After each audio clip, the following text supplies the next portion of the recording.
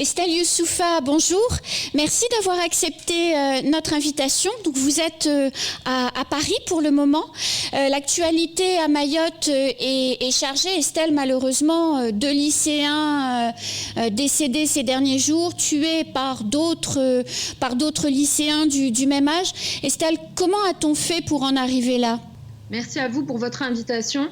Je pense que, alors que le gouvernement veut absolument faire le bilan de la départementalisation, si on regarde dans le rétroviseur, on sait très bien que ces enfants qui ont aujourd'hui entre 15 et 20 ans, qui sont les plus violents, sont les enfants d'Azali, des Comoriens qui ont été abandonnés par leurs parents, qui sont rentrés clandestinement à Mayotte ou qui sont rentrés ou qui sont nés à Mayotte d'une mère comorienne entrée clandestinement.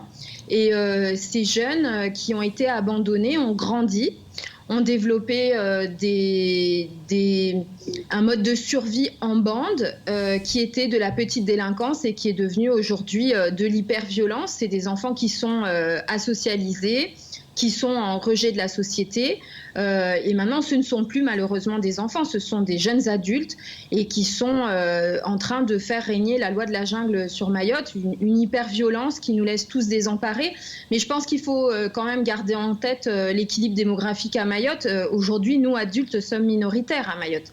C'est ça la réalité. C'est que à transformer Mayotte en maternité géante pour les Comoriennes, en laissant faire cette enfance qui est abandonnée, elle grandit complètement en dehors de tout cadre et elle est maintenant dangereuse. Ce sont de jeunes adultes qui sont en colère. Comment se sort-on de cette spirale de la violence, Estelle ? Comment fait-on pour aller au-delà ? Je pense qu'il faut sortir de la naïveté qui préside aux décisions actuellement quant à ces jeunes criminels comoriens qui font régner la terreur à Mayotte. D'abord, il doit y avoir une réponse pénale. On ne parle pas de prévention quand on parle de jeunes qui assassinent. Là, on a dépassé le stade de la prévention. On parle d'une réponse pénale qui doit être ferme, qui doit être adaptée.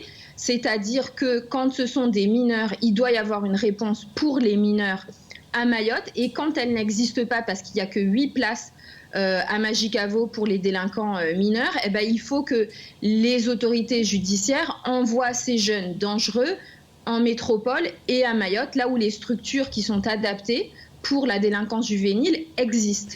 Mais là, c'est le premier sujet. Sur les 2 assassinats, les délinquants ont été en 48 heures, dans un cas comme dans l'autre, interpellés, garde à vue, et ils sont à Majicavo pour les 2 meurtres. Oui, mais en fait, a priori, ce qu'on sait, après vous pouvez me corriger si les infos qu'on a sont inexactes, mais en fait, ce sont des jeunes qui avaient déjà commis des actes de délinquance, qui avaient déjà étaient connus des services de police pour certains. Et en fait, ce qui est frappant et ce que toute la population constate, c'est qu'on sait le système d'escalade dans lequel sont les jeunes, c'est-à-dire que ça commence par des petits larcins, des petits méfaits, et après c'est l'escalade. Et en fait, c'est là où la question de la prévention est importante, mais aussi de la réponse pénale adaptée, c'est-à-dire que si les petits actes de délinquance ne sont pas immédiatement punis, ça alimente le sentiment d'impunité et que tout est possible à Mayotte. C'est-à-dire que ces enfants qui sont dangereux, quand ils commencent à basculer dans la délinquance et la violence, sont renvoyés dans des familles d'accueil qui ne sont pas du tout ni formées ni adéquates pour faire face à cette violence. Ils sont simplement transférés d'un établissement scolaire à un autre. Donc, en fait, ils ont un effet toxique sur leur environnement. Et alors qu'en métropole, quand on voit des jeunes délinquants qui commencent à basculer comme ça, la réponse pénale, c'est normalement de les sortir de leur environnement pour les isoler de l'effet de bande dans lequel ils sont et pour stopper cette escalade pour ces jeunes. À Mayotte, il n'y a pas cette réponse. Mais Estelle, vous disiez, ce sont les enfants d'Azali et des femmes. Mais en fait, je vais terminer. En fait, comme la justice à Mayotte refuse de sortir ces jeunes de Mayotte et de les envoyer dans les établissements adéquats en métropole et à La Réunion, on se retrouve, nous, société civile, à devoir vivre avec nos bourreaux. On ne peut pas laisser des jeunes délinquants qui sont ultra violents, simplement les changer d'établissement scolaire et que les enfants, qui sont des élèves tout à fait normaux, se retrouvent avec des terreurs qui sont dans les établissements. Et sinon, la réponse du rectorat, parce qu'évidemment, on a discuté avec les autorités de l'éducation nationale, la réponse du rectorat, c'est de les exclure, mais il n'y a toujours pas de réponse pénale adéquate. Et donc, en fait, ces enfants ou ces jeunes qui sont ultra-violents rôdent autour des établissements scolaires.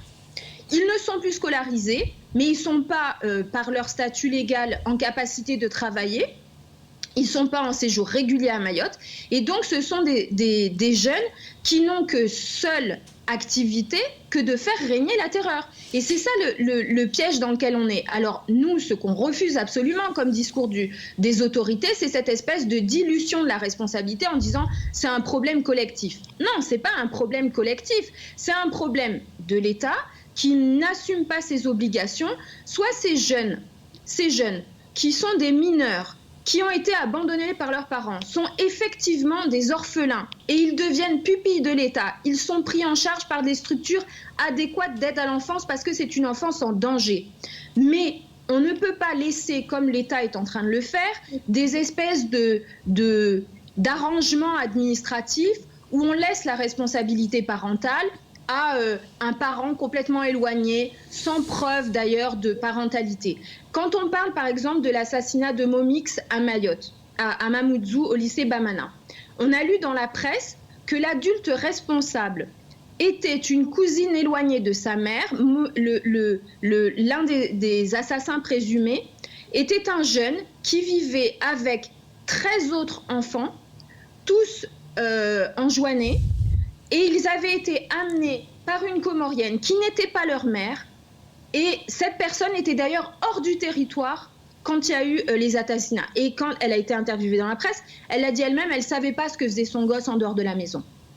Si vous voulez, là c'est vraiment l'exemple mais parfait de ce qui se passe. On est en train d'utiliser des enfants qu'on laisse grandir comme ça dans la nature. On ne sait pas ce qui se passe. Et on a des adultes qui ont complètement démissionné et qui les laissent comme ça à l'abandon. Et ce jeune, selon les témoignages quand même à Mamoudzou, c'était des jeunes qui étaient déjà en bande et donc qui rôdaient autour du lycée Bamana. Estelle, tout à l'heure, vous disiez que beaucoup de ces enfants, vous les qualifiez d'enfants d'Azali, sauf que là, on voit les problèmes que l'on a avec des jeunes qui ont entre 15 et 20 ans. Ils ont plein de petits frères. Comment on fait pour que toute cette jeunesse qui aujourd'hui a entre 5 ans et 10, 11, 12 ans ne tombe pas dans cette spirale de l'ultra-violence ? Le sujet, il faut le prendre à la racine. On ne peut pas juste, comme on l'a vu ces derniers jours, constater qu'il y a 40 naissances au CHM, 40 naissances en parlant par jour, par euphémisme de la natalité comorienne, 40 naissances par jour au centre hospitalier de Mamoudzou. Oui. C'est la natalité comorienne qui est importée à Mayotte. Donc, tant qu'on laisse entrer les Kwassa avec des femmes enceintes, et qu'on permet gratuitement, sur décision administrative, de leur permettre d'accoucher gratuitement à Mayotte, on encourage la natalité comorienne à Mayotte. De un, il ne faut pas nous regarder, nous la population, en disant « Ah, dis donc, ces enfants, qu'est-ce qu'on en fait ?» Non mais, ces enfants n'ont pas à être là.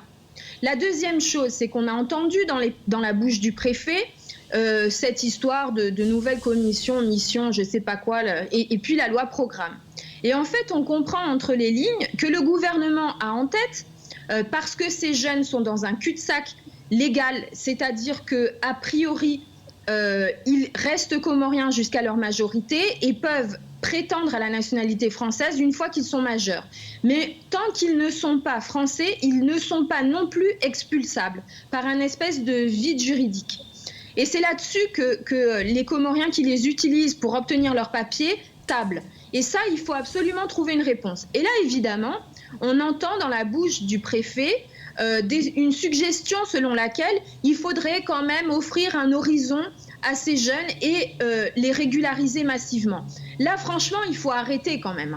Il faut arrêter cette espèce de discours où l'État laisse grandes ouvertes les portes de Mayotte, fixe les Comoriennes en rendant gratuit l'accouchement au CHM, ensuite facilite l'inscription à l'école alors qu'il n'y a pas la place, pas la capacité, pas assez de profs, pas assez de surveillants, et ensuite,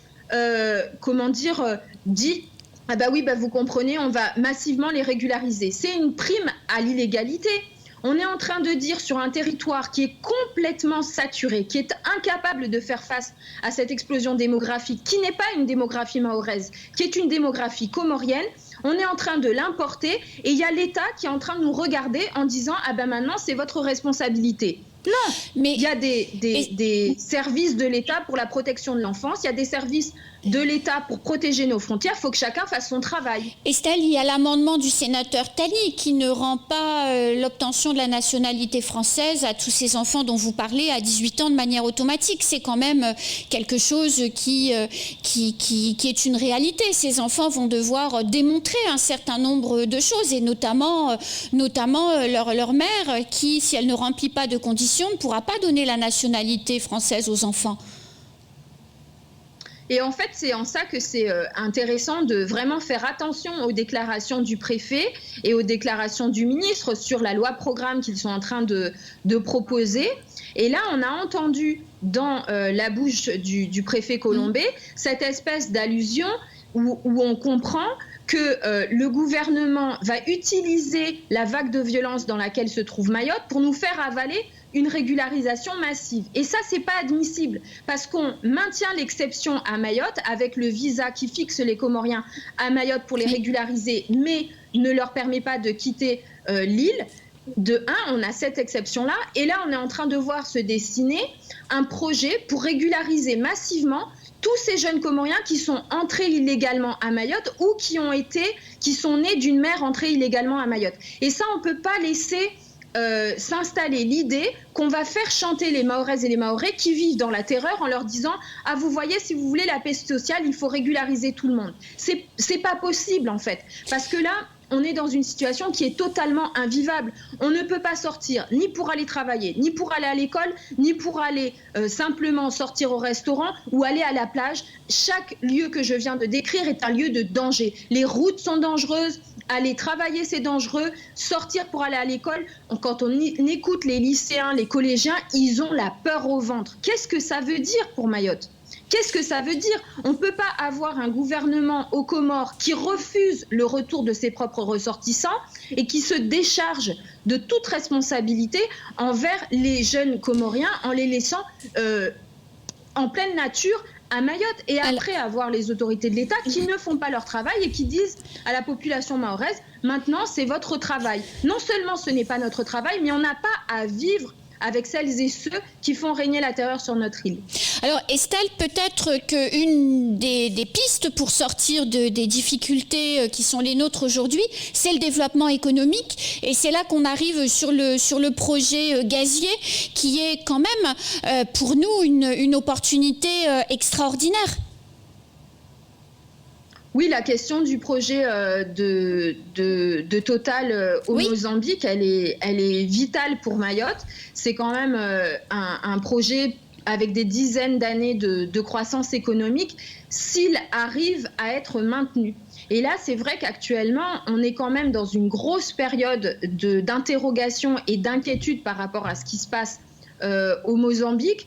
Moi, je pense que c'est une situation, puisque je le rappelle, il y a eu des attaques terroristes extrêmement violentes contre la zone de gaz au Mozambique, avec la sortie de centaines de terroristes qui se réclament d'Al-Shabaab et de Daesh. Et donc, on se retrouve avec un terrorisme islamiste qui est aux portes de Mayotte, effectivement, puisque ce n'est qu'à 500 km.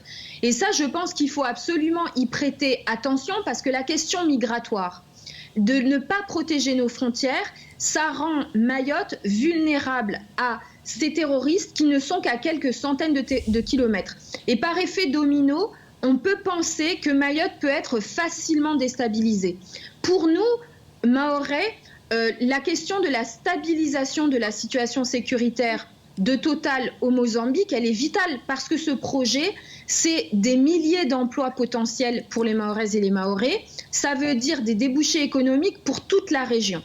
Mais ça veut dire aussi que Mayotte doit s'intéresser vraiment de très près, être en contact, rester en contact avec Total, parce qu'on peut aussi imaginer que les autorités françaises, encouragées par Total, se mettent à mieux protéger nos frontières. Et pour nous, ce serait non seulement une bonne nouvelle au niveau des potentiels économiques et d'emplois, mais aussi pour la sécurité de Mayotte. Parce que la question pour Total, c'est quoi? C'est s'ils n'arrivent pas à exploiter le gaz du Mozambique en étant à terre au Mozambique, ils peuvent vraiment investir à Mayotte pour transformer Mayotte en énorme base arrière pour Total. Ça, c'est une opportunité énorme pour nous. Le malheur du Mozambique peut être le bonheur pour Mayotte. C'est tragique, mais c'est la réalité.